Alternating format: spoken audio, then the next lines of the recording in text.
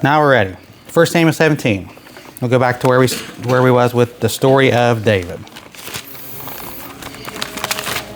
Like you said, we left off. He tried on Saul's armor. It didn't fit him very well, right? He wasn't able to. He said he didn't prove it. He's never used this equipment before. He don't know how to fight in armor and this shield and the sword. You know, all he knows is his sling, his staff. He knows what he is used to, what he is comfortable with, right? So that would be about verse, let's see. Saul sent for him. Moreover, the Lord delivered me out of the paw of the lion. David girded his sword upon his armor. He essayed to go. Here we are. So we left off at verse 39. And David girded his sword upon his armor, and he essayed to go, for he had not proved it. And David said unto Saul, I cannot go with these, for I have not proved them. And David put them off from him. And he took his staff in his hand, and he chose him 5 smooth stones out of the brook, and put them in a shepherd's bag which he had, even in a scrip. And his sling was in his hand, and he drew near to the Philistine. Now, I've heard this preached before, and I don't know if it's 100% true, but it is an interesting concept nonetheless. Who knows why he picked 5 stones? Does anybody know why or why they say he did? He had 4 brothers. Goliath had 4 brothers, yeah. Now, if that's exactly true, I don't know, but I have looked into it, and it seems like he did have 4 brothers. And I want to show you his 4 brothers, and that's what I was trying to find earlier. I couldn't remember where they were. But look in 2 Samuel 21, 2 Samuel 21:18. Let me show you Goliath's 4 brothers.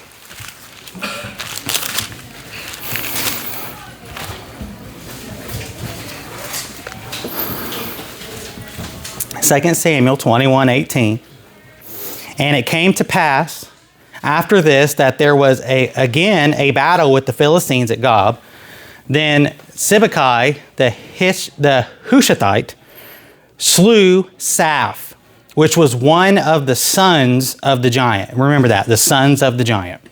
And there was again a battle in Gob with the Philistines, same people, the Philistines, where Elhanan, the son of Jair-Oregim, a Bethlehemite, slew the brother of Goliath the Gittite, the staff of whose spear was like a weaver's beam.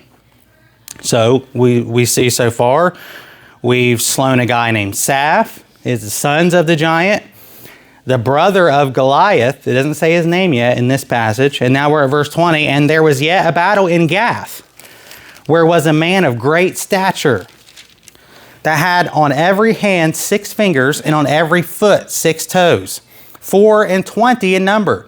And he was also born to the giant. And when he defied Israel, Jonathan, the son of Shimei, the brother of David, slew him. These 4 were born to the giant in Gath, and fell by the hand of David and by the hand of his servants. Now, because we're missing one. Go up to verse 15. We're missing one of the brothers. That's why there's only 3. Look at verse 15. Moreover, the Philistine had yet war again with Israel, and David went down, and his servants with him, and fought against the Philistines, and David waxed faint. David was fighting hard, and he's weary. And Ishbi-Benob, which was of the sons of the giant, the weight of whose spear weighed 300 shekels of brass in weight, he being girded with a new sword, thought to have slain David. So they thought he thought this giant slew David in this is a battle in the future when David is king, right, leading the people. And they thought he slew David. And Abishai, the son of Zeruiah, succored him and smote the Philistine and killed him. The men of David sware to him, saying, Thou shalt go more out to battle with us, that thou quench not the light of Israel. They're worried about their king. They don't want their king to die. Like, look, we thought we lost you. We don't want you out here no more. Take care of your kingly duties. Let us do the battle from here on out. You're getting older. You're getting up there. We thought you died. We're worried about you. This is, of course, way in the future. But this goes to the fact that we looked at last week. David was a leader, right? He was out there in the front lines leading his people in the battle. He wasn't. And Saul had originally was like this as well, but until he faces this giant Goliath, right? And then whenever Goliath comes and just has all of Israel shaking in their boots, the Bible says Saul was afraid too, the leader. He was head and shoulders above all the people. Saul was a big, tall man himself. He wasn't a giant or nothing, but he was a big guy himself. And he was afraid of Goliath just like everybody else. But who was not afraid of Goliath? David. And it seems like, and I kind of agree with this idea that David picked these other stones to kill the brothers also, that he knew he had 4 brothers and he might have to face them. I kind of agree with that. I mean, we can't like actually prove that, but it seems like it makes a lot of sense to me, and I don't have no way to disprove that that's true. So in David's mind, he's getting ready for all the other giants too. But this goes to show you David is absolutely fearless in this battle, right? He's looking at this giant and he's mad. He's not even afraid. He's not afraid one bit. He's about ready to go slay this giant. Everybody else is just shaken, afraid. But why is David not afraid? Remember what he said. He knows that the Lord has his back, right? He knows that the Lord is on his side on this. But I want to show you quickly the parallel passage, which would be 1 Chronicles chapter 20, that shows you the other names of the giants and how we tie this together, that these are probably Goliath's brothers. Okay, 1 Chronicles chapter 20. We're just kind of informally just going through the Bible here. Like I said, these ain't going to be big heart-stirring messages. We're just trying to learn the story. We're going through the life of David, because David is an inspirational character. 1 Chronicles 20, verse 4, and it came to pass after this that there arose a war at Gezer with the Philistines, at which time Sibbecai, the Hushathite, slew Sippa, that was of the children of the giant, and they were subdued. Now, a lot of times, especially between, so like I said, these are parallel passages. You have 1st and 2nd Samuel and 1st and 2nd Kings, which are parallel to 1st and 2nd Chronicles, okay? They have different writers written at different times. And a lot of times we see in the Bible that people's names change, right? We see that all the time. And this is another one of those places where one person, might have pronounced their name a certain way, and this writer pronounces their name a different way, and they wrote it down in a different way. But when you look at all the facts, you can see that this is that same giant back in 2 Samuel 21, whose name was Saph, right? In 1 Chronicles 20, his name is Sippa. So this is that same giant killed by the same guy, the Hushathite, okay? And there was a war again in the Philistines, this is verse 5, and there was a war again with the Philistines, and Elhanan, the son of Jair, slew Lami. Now we know the name of the one they're calling the brother of Goliath the Gittite. Lami, the brother of Goliath the Gittite, whose spear staff was like a weaver's beam. We didn't get that name in the last one, but we got that name in this one. And yet again, there was a war at Gath, where was a man of great stature, whose fingers and toes were 24, 6 on each hand, 6 on each foot, and he also was the son of the giant. But when he defied Israel, Jonathan of Shimei, David's brother, slew him. These were born unto the giant in Gath, and they fell by the hand of David and by the hand of his servants. So you see here that it says that all these 4 were born to the giant of Gath, right? But look what it says. It says they were slain. All the sons of the giant of Gath were slain by David and by the hand of his servants. But as we see these 4 in the 2 parallel chapters we just looked at, David didn't kill any of these 4, right? What you can see here is that he's saying that Goliath was also a son of the giant of Gath, just like these other 4. That is where they get the fact that these are all 4 brothers, okay? So you have Sippai or Saph, Lami. Then you have the other name over here, which was Ishba. Anyway, what was his name? Did I look at that? I lost it. Anyway, it doesn't matter. Ishbashani or something like that, right? And then you have Ishbashani, Saph, you have Lami, and then you have the dude with 6 fingers and 6 toes, right? Yeah, like literally 6 fingers on each hand and 6 toes on each foot. And then you have Goliath. So those are all the brothers of the giant of Gath. So David is ready, apparently, to kill them all. But we'll see, he's ready to kill actually the whole Philistine army, as we see. We'll keep reading though. He's fired up. David girded his sword and his armor. He said, verse 40, he took his staff. He chose him 5 smooth stones out of the brook. We're back to 2 Samuel 17, by the way, verse 40.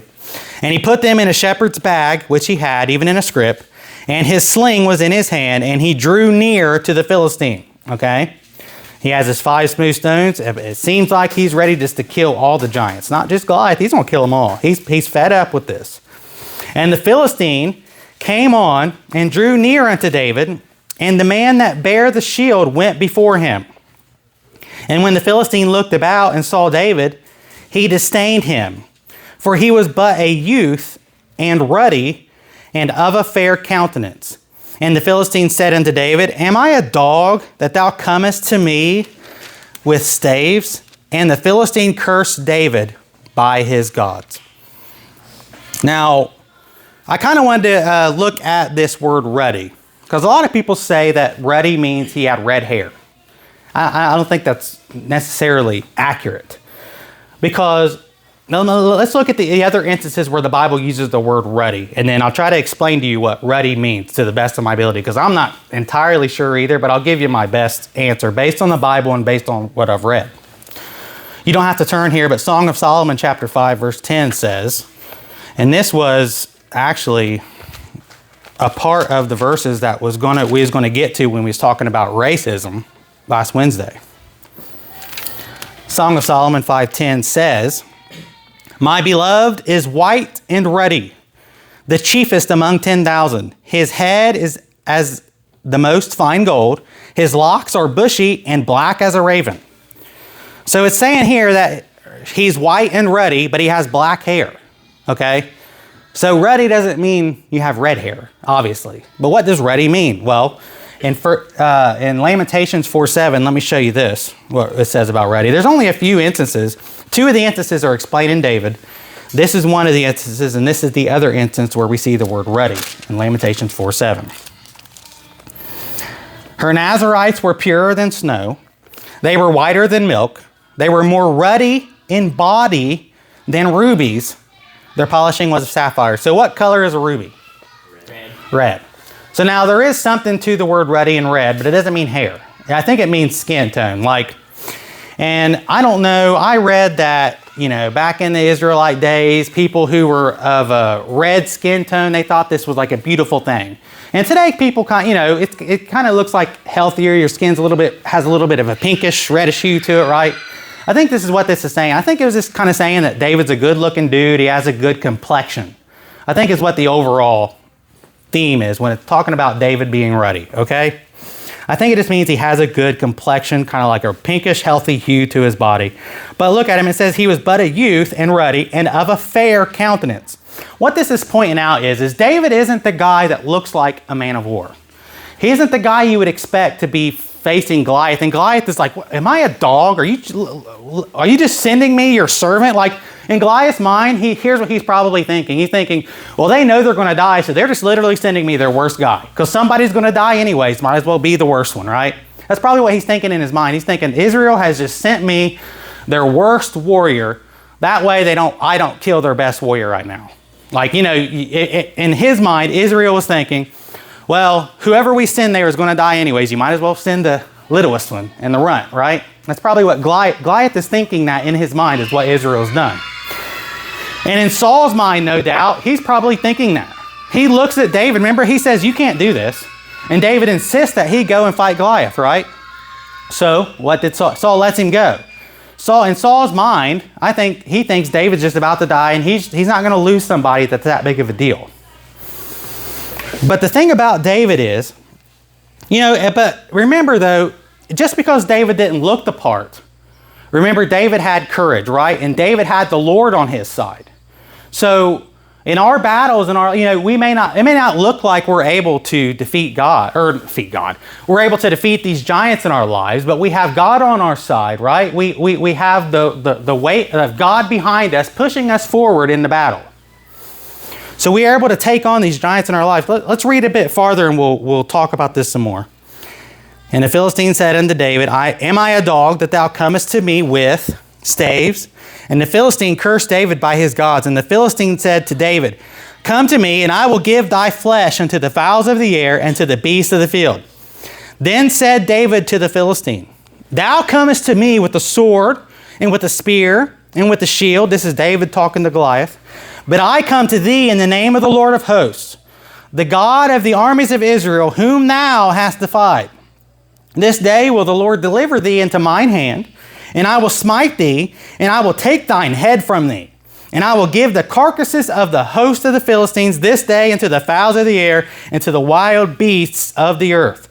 He's saying, I'm only not going to kill you. I'm going to kill everybody. Like, he's just so fired up, right? He obviously doesn't kill everybody that day, but he's talking his crap. You know what I mean? He's fired up. He's ready to get it. Like, David is on fire right now.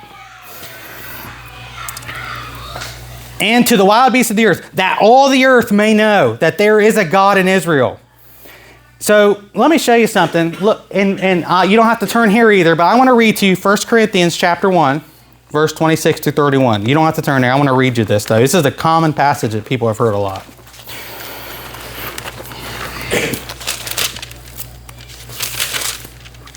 First Corinthians chapter 1, verse 26 through 31. For ye see your calling, brethren, how that not many wise men after the flesh, not many mighty, not many noble are called. He's saying, look, it's not always the people who speak the best, who look the best, who are the biggest, the strongest, the wisest. These are not always the people that God calls, right? Sometimes he calls the guy that can't speak very well. Look at Moses, right? Moses led the children of Israel out of Egypt, and he told God, you want me to go speak to Egypt, to Pharaoh? I don't speak very well. I have a stutter. I can't talk very well. Well, you're choosing me, but God, right, chooses here, let's keep reading. This is exactly what I'm about to say. 26. But God hath chosen the foolish things of the world to confound the wise. And God hath chosen the weak things of the world to confound the things which are mighty. And base things of the world, and the things which are despised, hath God chosen, yea, and the things which are not, to bring to naught the things that are, that no flesh should glory in his presence. But of him who are ye in Christ Jesus, who God is made unto us wisdom and righteousness and sanctification and redemption, that according as it is written, he that glorieth, let him glory in the Lord. What this is saying is God sometimes chooses those who look weak to overtake those that are strong, because people may know this is the Lord doing this, right? Because think about this. In a regular battle, you take this young man, and we'll look at how old David... I got some more inferences on the age of David and his character. But you take David, who doesn't look like he's really a man of war, right? First glance, he just looks like this young, pretty boy, if you will, right? That's what the Bible's saying. He looks like this kind of young, good-looking man. He's not like this gruff, tough, mean man of war. He's just this young, pretty boy. And you take him and you put him up against a 9'9" tall man of war from his youth, giant, who's just rough and gruff, and up there has all of Israel afraid. Who in your mind would you bet, if you're going to have these two fight, who would you put your money on? Goliath. Exactly, you would put your money on Goliath. But God, what is the Bible says God does this like this? Why? So that God gets the glory, right? Because you would look at this, and if these two fight in their own might, David in his own strength and Goliath in his own strength, Goliath is going to win every time. There might be that one time, that accidentally something happens or whatever, but 9 times out of 10, 99 times out of 100, Goliath is going to destroy David. But when you put God into the mix, with God all things are possible, right? God chooses the weak of the world to confound the strong of the world, the foolish to confound the wise, so people know that it is God doing it. That's what the Bible's saying here.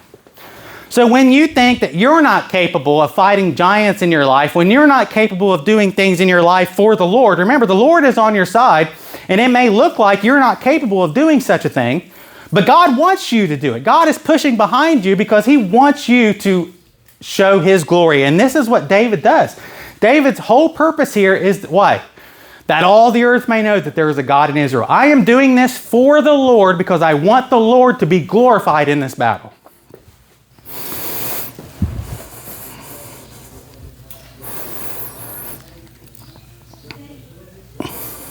All the earth may know that there is a God in Israel. Verse 47.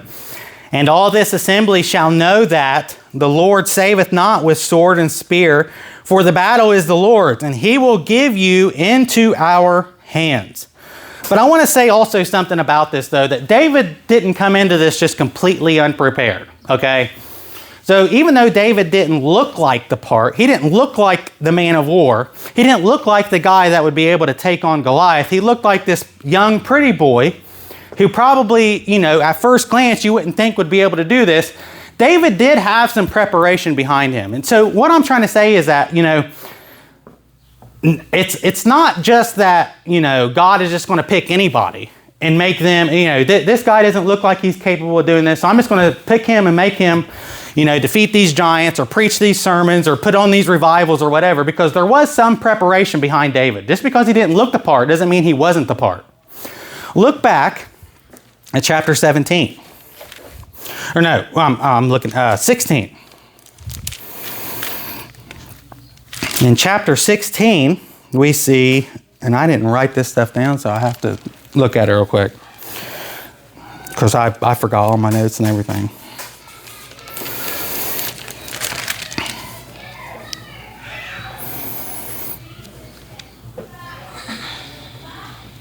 Okay. So here's what's going on. Saul is starting to lose his power as king, right? And so I don't know if any of you know, but Saul has done some things against God up to this point already. And the last thing he does is they are at war with the Amalekites, and he is supposed to slaughter all their livestock, their kings, their people. Everything's supposed to be destroyed. God doesn't want anything from the Amalekites in the Israelite camp, because he doesn't want them corrupted, because the Amalekites are just a wicked people. He don't want them to take anything from them, not even cows, not herd, not nothing. But what does Saul do? Saul sees they've got a bunch of cows, they've got a bunch of women, they've got all this, that, and they take all this stuff, and not only does he keep spoil them and take all their stuff that he's not supposed to do, he lets the king live, which he was supposed to destroy the king of the Amalekites too. So Saul has deliberately disobeyed God at this point, and Saul is starting to lose his favor with God. And we see that God actually sends Saul what the Bible calls an evil spirit to put him in dismay and disarray, right? He's punishing Saul. He's saying, hey, Saul, you haven't done what I've told you to do. You're not listening. You're not repenting. Your head's getting too big. You're getting too big for your britches. Here, I'm going to punish you a little bit. So then what happens is Saul says, I need somebody to come and play music for me to soothe me from this evil spirit. So verse 18 of 1 Samuel 16 says, and then answered one of the servants and said, behold, this is where we first see David. Then answered one of the servants and said, behold, I have seen a son of Jesse the Bethlehemite, that is cunning and playing, and a mighty and valiant man, and a man of war, and prudent in matters, and comely person, and the Lord is with him. Wherefore Saul sent messengers unto Jesse, and said, send me David thy son, which is with the sheep. And Jesse took an ass laden with bread and a bottle of wine and a kid, and sent them by David unto David his son unto Saul. So as we see here, David is known for being a man of war already, right? Just because he doesn't look the part, he's known to be a pretty tough dude, right? He's killed the bear, he's killed the lion. People know him for his exploits already. Just because he doesn't look like somebody who can defeat Goliath, he does have a little bit of preparation about him in his life, right? He does have a life that is leaning towards this being a great battle, a great warrior, a great person of great exploits. So it's not that God will just pick anybody, but as long as you are preparing yourself, just because if you're not physically capable, don't worry about that. You prepare yourself and you be fearless. That's what the lesson is here. You can't just be somebody that doesn't prepare at all, right? You need to read your Bible, you need to study, you need to pray, you need to have a relationship with the Lord. And we see David is doing this. But not only is that, he's already a man of war. He's already known to be a good fighter, right? So it ain't just anybody that God picks. But at the same time, David doesn't look like the guy that can defeat Goliath. Does everybody get that? So moving back, Therefore, David put his hand in his bag. Let's see here. Where are we at? Yep. And all this, for 47, and all this assembly shall know that the Lord saveth not with sword and spear, for the battle is the Lord's, and he will give you into our hands. And it came to pass, when the Philistine arose, and came and drew nigh to meet David, that David hasted and ran toward the army to meet the Philistine. So, the Philistine starts to come towards him, right? And David he doesn't waste any time. He just starts sprinting at him. Remember, like I said, David is fired up. He's ready to go. And you think about this, he's looking at a 9'9" tall man who has a 120-pound coat, this big old weaver's beam spear, right? And David just takes off sprinting right at him. Fearless, absolutely fearless. Ran toward the army to meet the Philistine, and David put his hand in his bag. He does this while he's running, by the way. David puts his hand in his bag and took thence a stone and slang it, and smote the Philistine in his forehead, that the stone sunk into his forehead, and he fell upon his face to the earth. Now imagine the force that had to have behind that stone to actually sink into Goliath's forehead. I mean, we're talking about the force of a bullet. That's what bullets do, right? Bullets penetrate the skull, but David slung the stone. I think the Lord was behind that force, right? Because how could somebody... I know he had a sling, and they talk about they spin those slings really fast, and however they do it, I don't really know. But even at that, I couldn't imagine being able to sling a rock so hard that it penetrates the scalp and penetrates the skull and sinks into Goliath's brain, right? Especially think about this. This guy's a bigger guy. He probably has a thicker skull. He's not just some normal human. He's this big, huge guy. Anyway, though. So obviously God is behind this rock, lodging directly into Goliath's forehead. He fell upon his face to the earth. So David prevailed over the Philistine with a sling and with a stone, and smote the Philistine and slew him. But there was no sword in the hand of David. Therefore David ran. He doesn't even take any time. He just keeps running. David ran and stood upon the Philistine, took Goliath's sword out, Goliath's own sword, drew it out of the sheath thereof, and slew him, and cut off his head therewith. And when the Philistines saw their champion was dead, they fled. I want you to think about the Philistines. This whole time, they're behind their champion, right? And they're probably not afraid at all. Their champion is up there, this 9'9" tall guy, and he has all of Israel shaken, afraid for 40 days straight. They're just plumb scared out of their wits, right? So the Philistines are all back here and like, yeah, we got this. They're all just calm, cool, and collected. And then enter this young little pretty boy, right? And they're just like, oh, yeah. And Goliath's like, okay, all right, I see what's going on here. You just send me your weakling so I can just kill him real quick. Okay, because you don't want to lose your best guy.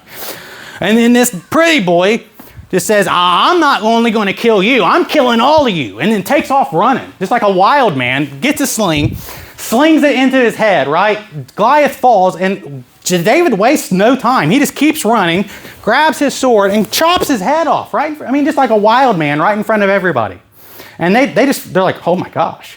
Think about what you would be thinking. You'd be like, what in the world just happened? Dude, they just take off. Because David already told him, I'm not stopping with him. I'm killing all of you.